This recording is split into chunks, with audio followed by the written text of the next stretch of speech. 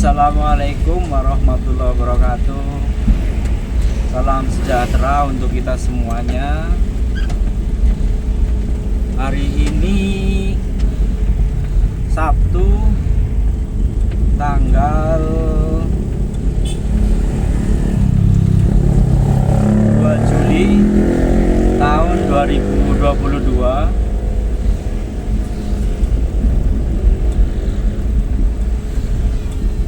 Saya dalam perjalanan mengantarkan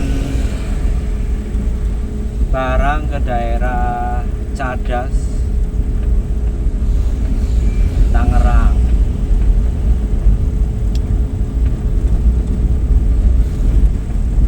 Ya, sambil menikmati perjalanan, seperti biasanya saya akan mencoba membahas tentang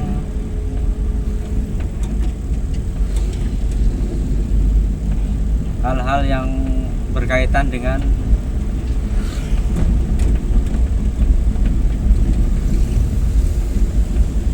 makna kehidupan. Obrolan ini sifatnya santai, jadi mohon maaf jika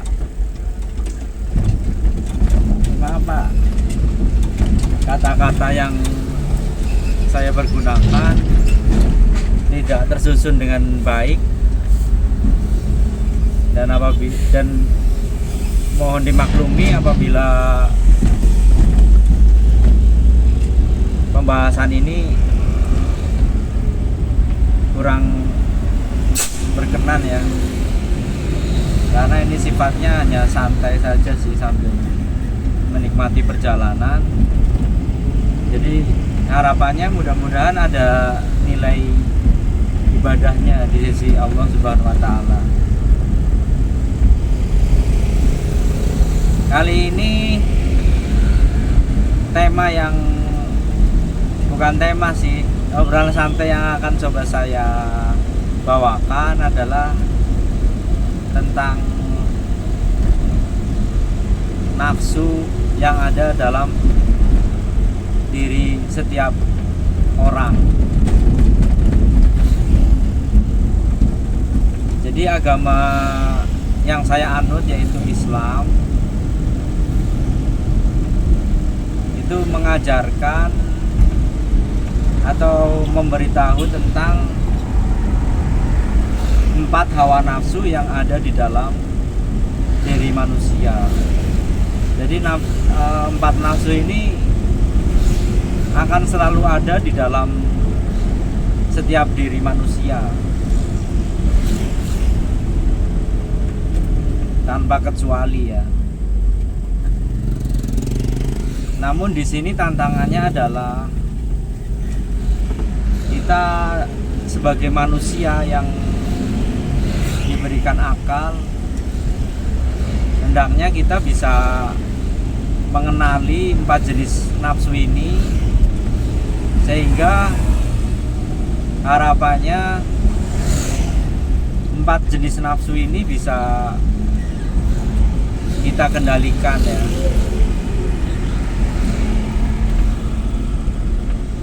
Jadi yang pertama adalah nafsu amarah, yang kedua nafsu lawamah, yang ketiga nafsu lawam, tiga nafsu sufia. Ya, saya ulangi lagi, yang pertama adalah nafsu amarah, yang kedua nafsu lawamah, yang ketiga nafsu sufia, dan yang keempat dan yang terakhir itu adalah nafsu mutmainah.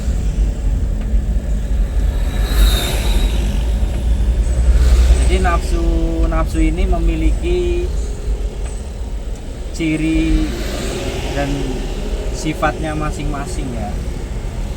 Yang pertama adalah nafsu amarah. Nafsu amarah ini sifatnya seperti api. Jadi Jadi dia mudah tersulut dan terbakar.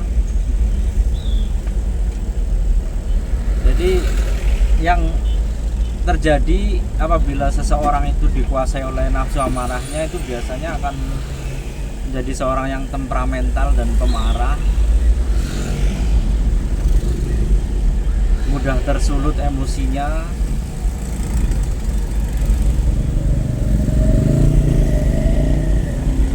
ya itu adalah sifatnya nafsu amarah. Itu sisi negatifnya seperti itu, bisa marah, bisa emosional orangnya gitu. Itu sisi negatifnya.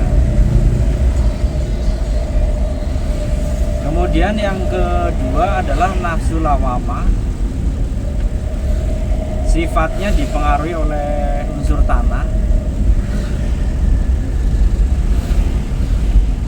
Jadi nafsu lawamah ini ciri khasnya adalah orang yang merasa berkuasa, merasa hebat. Pokoknya yang sifatnya dengan ego biasanya. Jadi merasa penting, seperti mendominasi gitu. Sifatnya itu seperti ingin mendominasi di dalam sebuah tatanan atau pergaulan yang berhubungan sama ego biasanya, egois, ingin menang sendiri.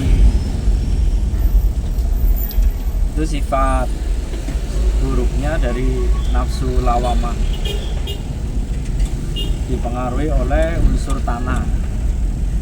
Kemudian yang ketiga adalah nafsu sufiyah. Nafsu sufiyah ini dipengaruhi oleh unsur udara.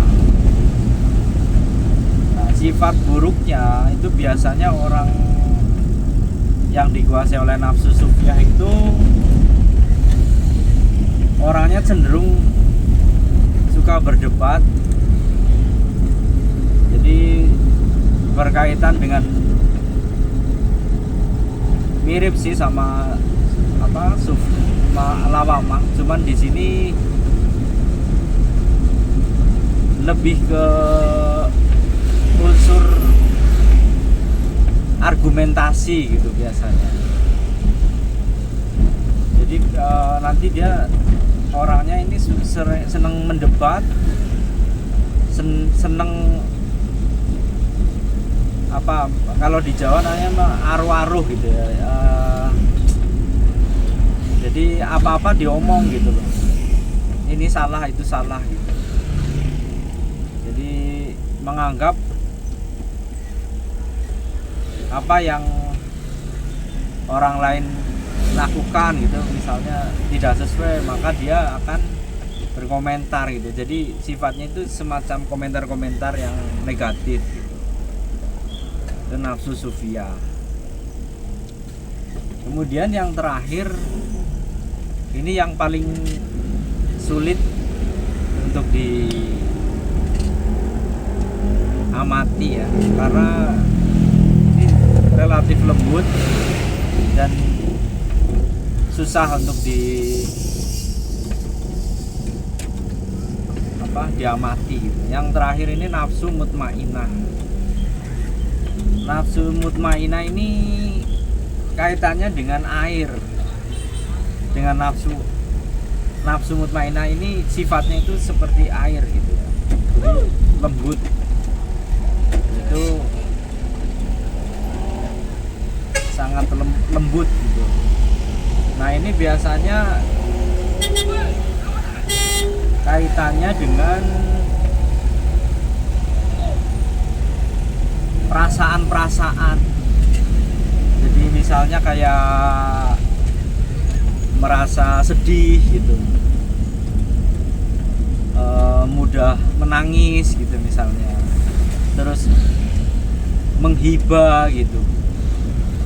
Nah ini nafsu mutmainah ini memang relatif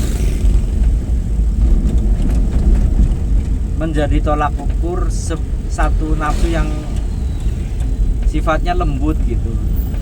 Hanya biar bagaimanapun ini masih nafsu ya, jadi tetap harus bisa dikendalikan gitu. Karena jika tidak bisa dikendalikan nanti dia akan mendominasi dari karakter manusia ya, jadi, akan mendominasi dari sifat manusia itu sendiri. Jadi biasanya ini kaitannya kayak misalnya orang yang merayu gitu, misalnya orang yang playboy gitu misalnya, itu juga biasanya terjebak di dalam nafsu mutmainah, antara nafsu mutmainah dan nafsu sufiyah ya. Jadi merayu dan merasa berperasaan gitu. Jadi mendayu-dayu gitu. Sales juga biasanya didominasi oleh para sales itu didominasi oleh nafsu mutmainah dan nafsu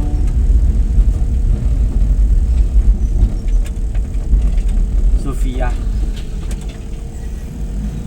Tapi walaupun begitu, nafsu ini juga ada sisi positifnya yang bisa diambil manfaatnya ya. Karena sebenarnya nafsu itu sendiri juga sebuah perangkat yang disediakan oleh Allah untuk dapat dipergunakan dalam menjalani kehidupan ini. Ya, jadi selain yang tadi itu kan nafsu keempat nafsu ini dijelaskan hal-hal buruknya ya. Nah, hal-hal baiknya juga ada. Kayak dari nafsu amarah misalnya. Jadi amarah ini juga sekali waktu perlu dipergunakan, tapi di sini adalah yang paling penting adalah menyadari sebenarnya. Jadi kesadaran akan hadirnya hawa nafsu tadi. Jadi walaupun nafsu-nafsu ini nanti muncul, tetap masih bisa dalam kendali gitu. Jadi tidak boleh dibunuh, dan sebenarnya nggak mungkin juga bisa dibunuh, nggak mungkin ditiadakan gitu. Selama kita masih bernyawa, masih hidup, masih berakal sehat, itu pasti empat nafsu ini pasti akan tetap ada. Cuman bedanya hanya seorang manusia itu bedanya hanya bisa menguasai atau tidak, menyadari atau tidak. Ya, jadi dilanjutkan lagi. Jadi sifat baik dari empat nafsu ini yaitu nafsu amarah. Itu amarah ini ada kalanya dipakai gitu ya, semata-mata hanya untuk melindungi gitu. Jadi walaupun marah tetap itu kaitannya dengan martabat misalnya. Jadi nggak sampai kebablasan. Jadi misalnya kita dilecehkan misalnya, itu sekali-kali bisa dipergunakan nafsu amarahnya, tapi tetap dalam kendali dan mengetahui batasan-batasannya. Kemudian nafsu lawamah juga sama. Ada kalanya perdebatan itu juga perlu ya, kadang-kadang diperlukan misalnya untuk berargumentasi misalnya, tapi tetap yang kaitannya dengan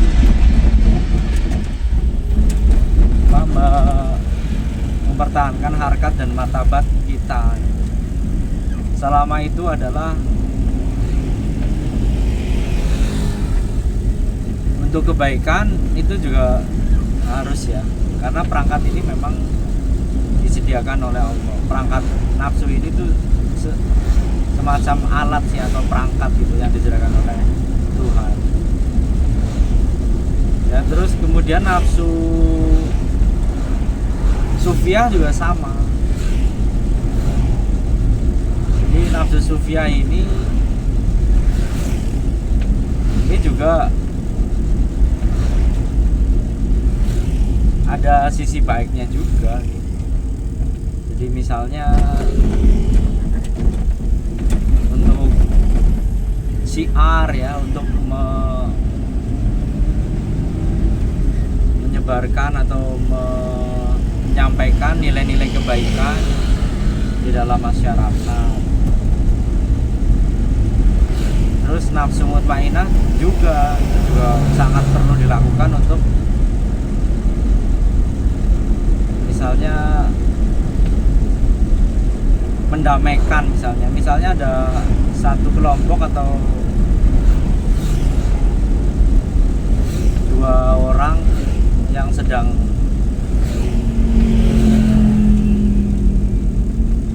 berantem gitu, misalnya sedang konflik, itu nafsu mutmainah bisa dipergunakan ya untuk mendamaikan dua kelompok itu. Jadi seperti itu ya teman-teman. Jadi dari 4 nafsu ini sebenarnya yang paling utama adalah kesadaran itu sendiri. Jadi 4 hawa nafsu ini pada akhirnya harus disadari. Seseorang yang telah mampu dan telah mengenal jati dirinya, memahami esensi dirinya yang sesungguhnya, itu insya Allah akan bisa mengenali 4 jenis nafsu yang melekat dalam dirinya. Caranya dengan apa? Caranya kalau di Islam itu diajarkan di ilmu tasawuf ya. Seseorang yang disiplin dalam ilmu tasawuf itu nanti pada akhirnya akan mencapai level kesadaran tinggi yang dinamakan dengan level makrifat. Nah, kalau sudah makrifat, orang-orang akan ya, beliau-beliau itu yang sudah sampai dalam tahap atau level makrifat itu pasti sudah mengenali 4 nafsu yang tadi saya jelaskan. Baiklah teman-teman, mungkin itu ya yang bisa saya sampaikan dalam obrolan santai ini. Mudah-mudahan bermanfaat dan mudah-mudahan ada teman-teman kita yang satu frekuensi, yang akhirnya mudah-mudahan bisa mendapatkan pencerahan dari obrolan santai ini. Saya akhiri dulu video ini. Salam sejahtera untuk kita semuanya. Assalamualaikum warahmatullahi wabarakatuh.